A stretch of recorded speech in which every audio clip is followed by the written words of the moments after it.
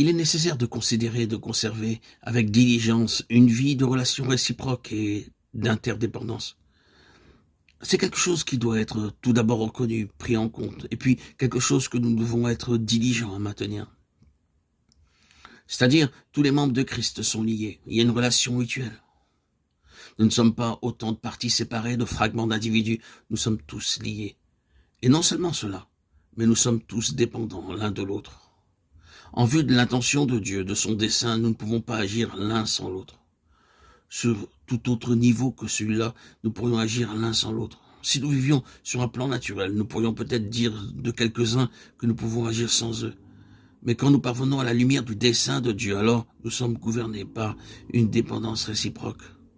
Nous découvrons que nous avons besoin l'un de l'autre, que nous sommes dépendants l'un de l'autre en ce qui concerne la plénitude de Dieu. Nous avons une claire indication de ce fait dans les paroles suivantes, fortifiées en sorte que vous puissiez comprendre avec tous les saints. Nous ne pouvons comprendre en étant à part du reste. Aucun d'entre nous ne pourra jamais comprendre le tout.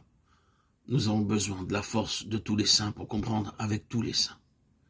Ce n'est pas seulement une déclaration de fait, mais une vérité par laquelle nous sommes immédiatement mis à l'épreuve. Disons-nous oui, nous avons vu le corps de Christ, nous avons vu l'Église.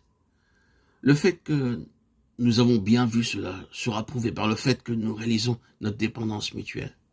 Si quelqu'un d'entre nous prenait l'attitude que nous pouvons nous dispenser d'un autre membre de Christ, ou s'il se tenait dans cet esprit-là, une telle personne n'a pas réellement vu le corps de Christ. Peut-être y a-t-il eu une vision de quelque chose, mais pas du corps de Christ. Cette personne n'a pas vu que ce corps doit être la plénitude de Christ. En vue de cette plénitude, tous les saints sont nécessaires. Le Seigneur, Jésus à sa manière, par des paraboles, mettait constamment le doigt sur des principes et des lois. Gardez-vous de mépriser un seul de ces petits, Matthieu 18:10. Toutes les fois que vous n'avez pas fait ces choses à l'un de ces plus petits, Matthieu 25:45. Ce n'est pas simplement un genre de choses communautaires, une fraternité. Nous sommes en face d'une loi quand il est dit qu'il faudra tous les saints pour parvenir à sa plénitude et pour l'exprimer. Si nous avons vu le corps de Christ, nous devons avoir vu la relation réciproque et l'interdépendance de tous les membres. Et nous devons être en train de vivre sur la base que le corps est un. L'apôtre exhorte à la diligence à cet égard. Nous devons reconnaître que le corps est un et donc être diligent pour conserver l'unité de l'esprit. Je crois que l'apôtre, au moment où il a écrit sa lettre, savait très bien combien il fallait de diligence pour cela.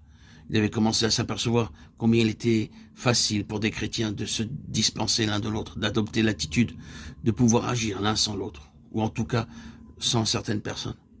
Combien il leur était facile de manquer de cohésion, d'adopter une attitude négligente, d'être tout sauf diligent à conserver l'unité.